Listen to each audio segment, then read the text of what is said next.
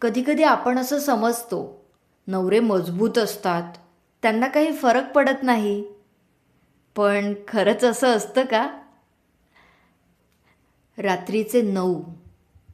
संदीप ऑफिसमधून घरी आला. चेहऱ्यावर थकवा स्पष्ट होता. घरात टीव्हीचा आवाज. मुलगा गृहपाठ करत होता. प्रिया किचनमध्ये व्यस्त. आलास? उशीर झालाय आज. प्रियाने सहज विचारलं. हो, मीटिंग होती.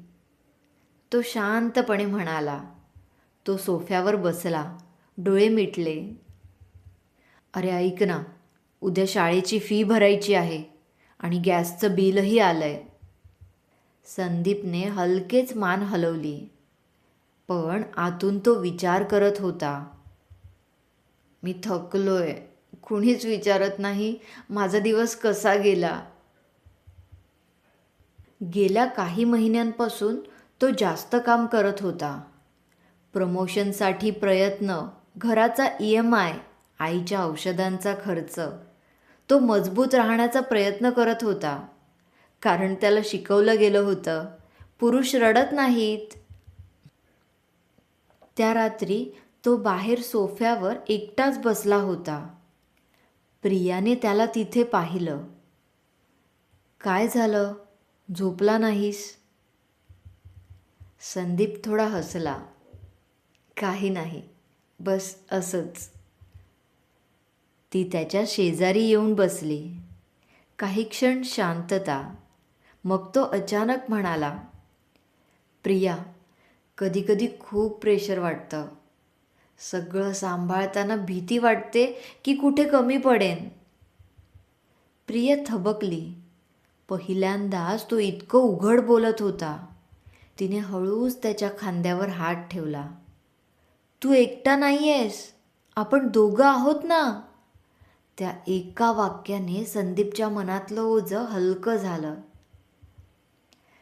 त्या दिवशी प्रियाला समजलं, नवरा फक्त जबाबदाऱ्या उचलणारा माणूस नसतो, तोही भावना असलेला माणूस असतो.